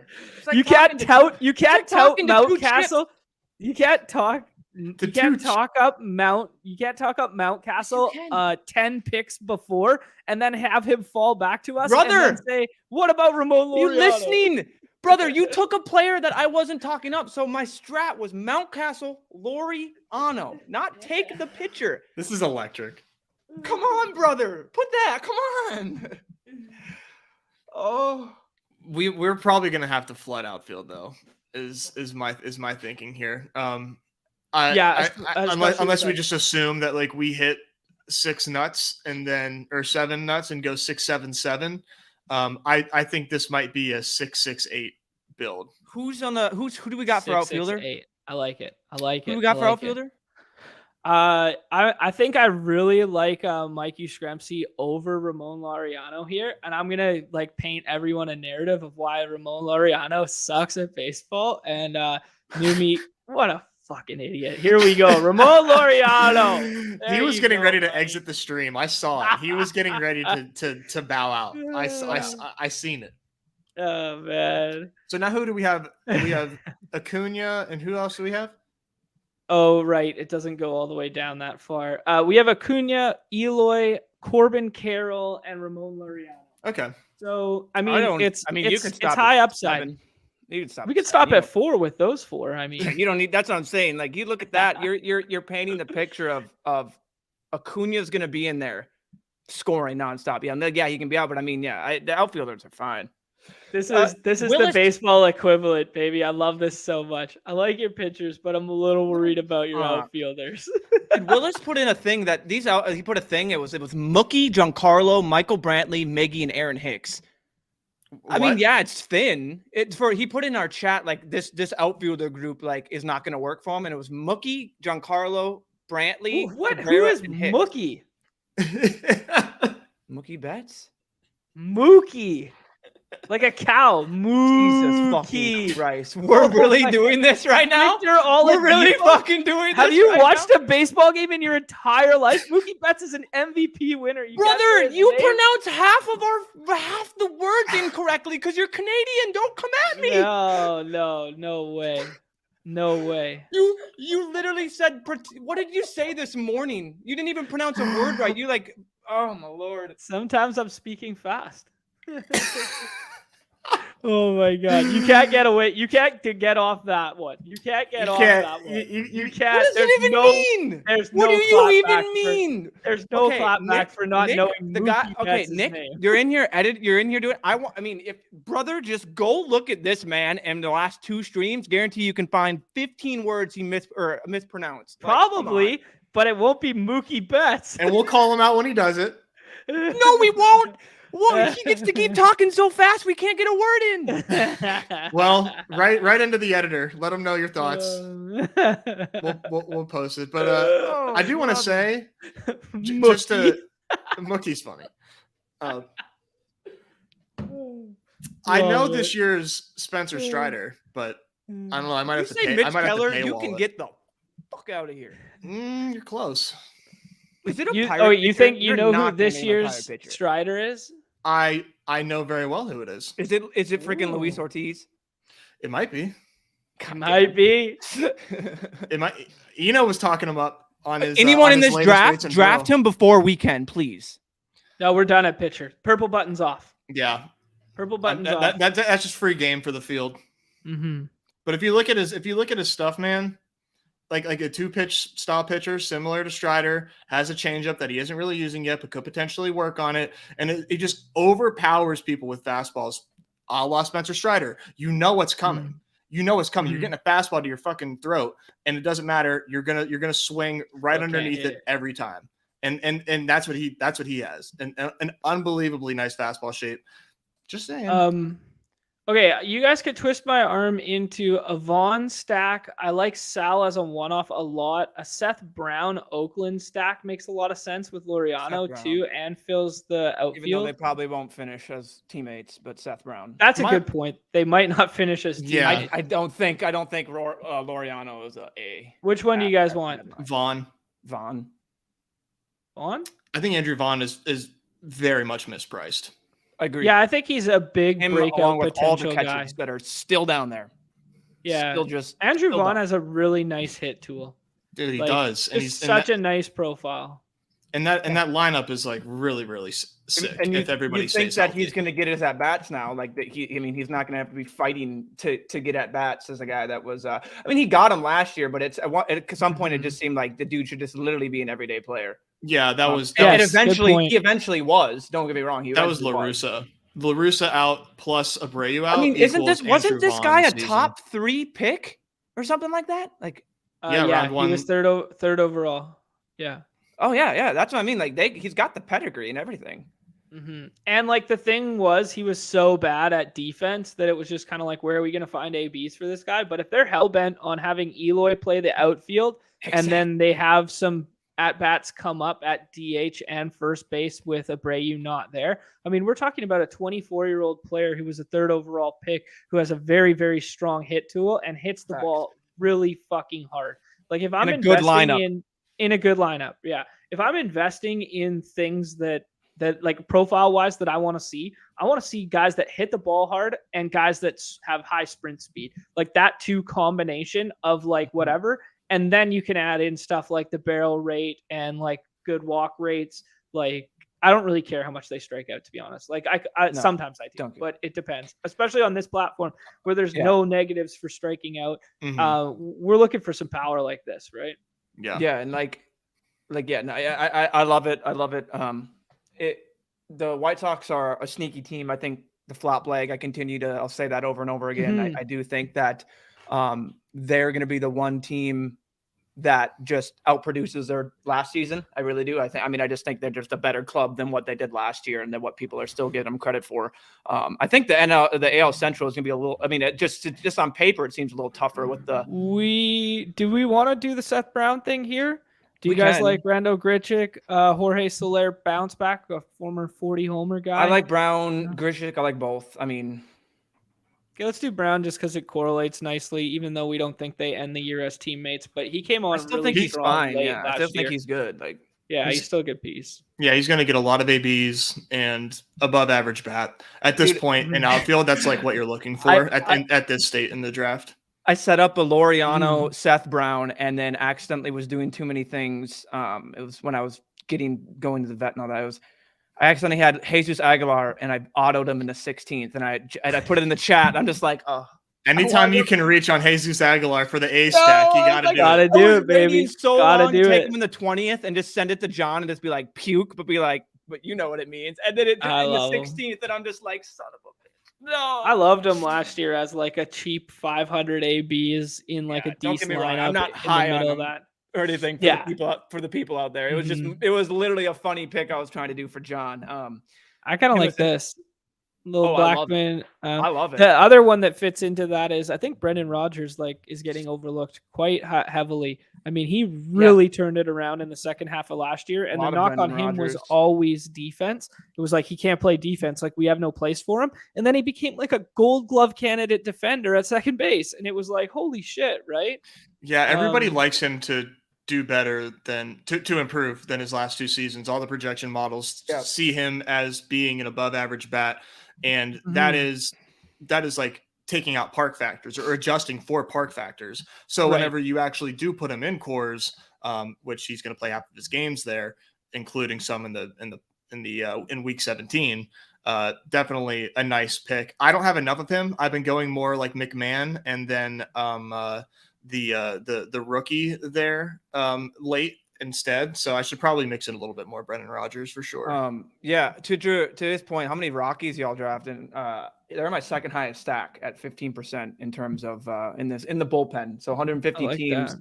They are my second highest. I'll give you my top 5 quick. It's Twins, Rockies, Braves, Houston, and Boston, just because of the pieces in Boston. I love me some how do you pronounce his last name? Is it Yoshida? Cassis? Oh, Cassis. Tristan Cassis, yeah. So I a lot of Tristan Cassis Justin Turner was really free, and I just thought that was a silly price too. So a lot of that in there too. Tristan Cassis is effectively the same bet as Andrew Vaughn, like regular first day, like regular everyday first base at bats with like a power stick that just hasn't fully developed yet. Exactly. Could be an elite hitter tool. As a late, and all these plays, the thesis of them is they're just really late round plays. So they're just that can just Cassis as our last outfielder, as our last infielder. Yeah, I think so. I'm just kind of talked him up and knew me liked him. But we got to trust Tuma on this. I think Cassis is a big beefy boy and with some nice pieces around him. I have not looked yet. Who? Kiki's Kike. Oh my God. He went already 191. All right. Yeah, he's flying up. He's I'm a trying to fun- talk Adam myself. Duvall's fun. I'm trying to talk Adam myself Duvall into is Nelson fun. Cruz. I've taken some Nelson Cruz. Cruz. I've taken a bunch. I Yeah, I've really taken a liked bunch of Nelson Cruz. Cruz even Yeah. before he signed, and then I liked him even more Yes. after. Joey Votto is someone I've been taking too that just doesn't seem to be pushing up. That why? Absolutely red. not. Because he's a red. Because he was fucking trash last year, and he's old, and he got hurt. Okay. Jesus Christ. Okay. Okay. That sheep is already wanting to draft 100% of them. It's a good Canadian kid who was a former MVP who reinvented his swing. Let's have a little respect here. I think he's running out of ways to reinvent himself. Yeah, that's a good point. I think he is too. He's reinventing himself as a social media star. Sure. Right now. He's definitely got the social media game on lock. He's pretty good. I don't know if you saw, he posted I don't know if it was a tweet or an Instagram story of Scott Rowland making the Hall of Fame. He just circled it in his picture editor on his iPhone and just said cool. And that was it. That's so good. Dude's savvy. The dude is savvy. I can't hate him for that, but I can't hate him for best ball. Scott Rowland is a Hall of Famer because they're not 39 years old. Scott Rowland is 100% a Hall of Famer. What about a little floor in Michael Brantley? I'll say yes to Michael Brantley until he retires. Why don't do Duvall? A little mini stack. I think let's do Duvall on the way back because we know we're doing more outfielders. And I just like a little bit of I know Brantley's injury history and whatnot, but I do like a little bit of floor mixed in with a lineup that has Eloy Carroll and Roman Laureano. I do like a little bit of just safe ABs. You guys ready to puke? Want to know someone that I've taken as a nice last rounder to round out my Cleveland stacks or to add a Cleveland stack? Mr. Miles Straw. Oh yeah, just because of the steals uptick potential. That's the only. I just don't get me wrong. I think he is not a great hitter. I think baseball savant and all the things will probably tell you that. What did he have? I think he had 0 home runs last year. So he's not adding much. But as a fun guy, I think I have like 4 or 5 shares or something like that. He's fun to add on to some of those Indians stacks. Guardians. And Guardians, goodness. And the Guardians lineup is really sick. It's really sick. And getting an outfielder that is in that lineup that can get on base and steal the base, I think is a really good call. He feels not good because you see that 0 home run home run count. Yeah, don't get me wrong. Sure. Yeah. But no, I like anybody without that eligibility for Cleveland. Yeah, and if I bring up the roster resource here, they do have him. So I mean, he's in. I mean, they have him there batting 9. Nothing like that 9-hole, huh? Nothing like that 9-hole hitter getting on to that top of the lineup, huh? Yeah. Basically, pseudo leadoff. The old second leadoff narrative that they told you when you were a kid. Yeah, I know. Like you didn't suck at baseball. Trust me, I got that a lot. It's like, yeah, man, we don't really see a position for you. You can play all over, man. You're capable of playing all the positions. And you know what? You're kind of fast. Second leadoff. You're going to be our util and our second leadoff. That's a very important role on this team, son. And when we need you in right field, we'll pluck you out and right when we need you a couple of times, eh? All of a sudden, he's out there. They hit it to him, son of a bitch. And he... that's hilarious. Willis was not lying. Yeah, he said that in the whatever. Greg Ehrenberg stochastic throughout a tweet when I wanted to finish my thought on Scott Rowland being a Hall of Famer because I know he's been on the ballot for something like 6 years, and I don't know, people have mixed opinions about him being a Hall of Famer, and he was the only one who was a Hall of Famer this year. He had a 7-year stretch. Hold on. I think we just got to go outfield and just take some picks. It will not be Miles Straw on my watch, but you kind of talk me into that. Man, this gets thin in a hurry. I mean, look at just some of these names that are here. I think AJ Pollock as platoon ABs, Max Kepler kind of by the profile a little bit. That lineup's probably better too. Let's take Max Kepler. What do you guys think? I think Kepler as a last round pick or a 19th round pick is totally fine. He's hurt a lot, but I mean, dude hits the ball very hard. Yeah, he's got some big league pop. Anyways, this is Greg's tweet was Scott Rowland's Be a peak. twin. We Yeah, did take a that's twin while you were gone. No, he might not even be a twin at some point. Oh, that's right. Oh yeah. So. Scott Rowland's peak from 1998 to 2004, 7-season period, he produced 43.7 wins in terms of WAR. Holy shit. Yeah, the list of players who have matched that the last 7 seasons: Mike Trout, Max Scherzer, Mookie Betts. That's it. Yeah. Like that's fucking elite company. And Yeah. then if I tell you my favorite Scott Rowland story in the whole world is anyone who knows a little baseball knows that in between innings, you run back out to your position, they throw the ball out, you take a couple GBs in between innings, and they go around the horn and throw it. Everybody like re-warms up kind of thing. If you ever been to a baseball game in your life, you don't see it on TV, but people know this. But he would not. He would put his hand in the glove where like the hole for your hand is and flop it over behind his back and just stand there and chat with the third base coach over and over again. And then he would just win gold gloves, but he would never take ground balls in warm up period. Ever, I did not know that. ever. Oh yeah. He's a fucking G. That's awesome. He was such a G.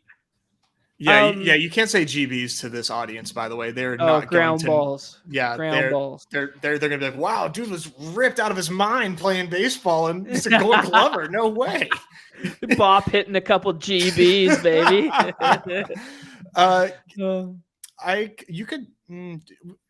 think we're maybe good. We could go with the Ozuna. We could do the Ozuna stack. We could. You think we're good on outfield? Give me Josh Naylor if he's there. Oh my god, I can't. This is off the rails. Off the rails. All right. We'll get your boy. All right. Oh my god, you know why I did that? That was dumb. I did that because I thought we took Pollock.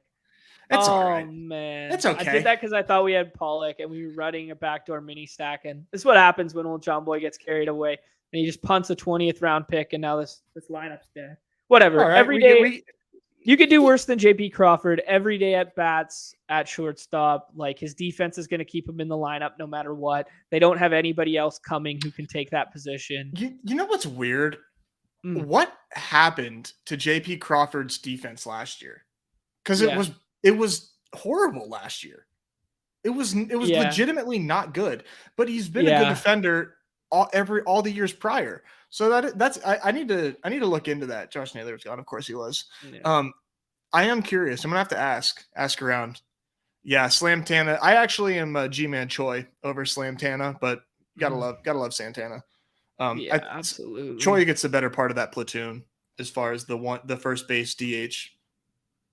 Yeah, I think you're right about that.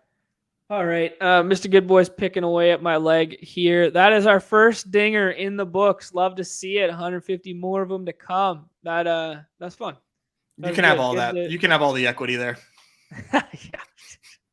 Save the Venmo request, dude. It's all you. Yeah, nobody wants it after that JP Crawford pick. Yeah, and I do not blame Scam Newton for calling us out. He said question mark? Yeah, he's like, for real, man? I thought you guys knew something about baseball. Oh man, I don't know. Projectable volume in the last round. Who knows? Right? That's the bull case. That's the thesis. That's the thesis there. All right, appreciate everybody being here, doing a little dinger with us, doing a little baseball. We had a peak of 85 there at one point. We still got 55 of us hanging out. Do us a favor, hit that like and subscribe on the way out the door. Best of luck to everybody this weekend, man. Those divisional games are going to be good. They're going to be fun. They are two great matchups. Go keep filling those 3 men. I'm going to get at least 25 more of those 3 men in. Those are a lot of fun to rip off and draft. I got an Uber that I got to take, to the stadium there and back tonight, going to the puck game. Going to the barn. The barn is what we call it. But, you going to the barn. If you're going to watch the game, you're going to the barn. But I in that Uber, I'm going to get at least 5 in each way. That's 10 drafts I'm already accounting for right now in my head, right? That's how I am. Anytime I leave the house, like, how can I fit a draft here? Yeah. Appreciate you guys all hanging out. T-Bear, scroll back a second. He was elite, man. He was elite. He was elite for that stretch, that stat that I hit. I'll throw that tweet out there. No hoops today, maybe on the Unhinged. Yeah, that's a good reminder too. If you're not following the Unhinged channel yet, that's going to be our little late night, our live before lock kind of stream vibes there. Yeah, Chris G with free-for-all. Calling it San Fran KC in the finals. I would not be disappointed with that, but I'm afraid Ness might be a little bit. Yeah, I have in the Gauntlet 2, 200K. Yeah. That is my Super Bowl matchup. Okay, well then maybe he won't be. But I need Brock Purdy to come through. So we're on the wrong side of that match. I'm fucked. I will say also, just a little plug for myself. I'm talking more baseball tonight on Twitter Spaces. So that's like through my alt account where like I just like shit post Pirates and stuff. So follow that. It's I'll if you're interested, just let me know. I can send you that handle. I won't like try to spell it out and everything on here, but talking baseball, talking Pirates tonight. If you want to come through, listen to your boy babble. It should be fun. I'm on there with Cody Duncan. So if you search Cody Duncan with a K, you'll find him. I'm co-hosting. Beautiful. Yeah, there's that. And then shout out Dark Sheep. He's gonna be doing a little bit of the Dinger stuff tonight too on YouTube. So friend of the show and always hanging out in the Discord. This channel. What channel is this? Unhinged. This is the Unhinged channel as well, basically. Essentially. Yeah, but there's a link in the bio, top link there. It's just going to be where Numi did the Numi After Darks, did some solo streams, just because we're trying to keep this Badge Bros one for this 12 p.m. Eastern time slot. Anyways, if you're not playing on Underdog Fantasy, what are you doing with your time? Use promo code BADGE for match deposit up to 100 or 100% up to 100 USD. I'm getting better at it, but do you need me to do the ad reads, man? I can do it. I can take it off your plate. I got it. No, you can do it. I'm retired.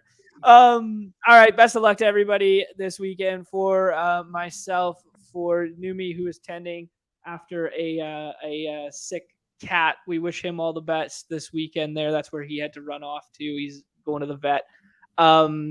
So for myself, for Numi, for Nez, enjoy the ball games this weekend and good luck in the NBA streets if you're there tonight. Peace. Oh, everybody's favorite time of the show. Yeah.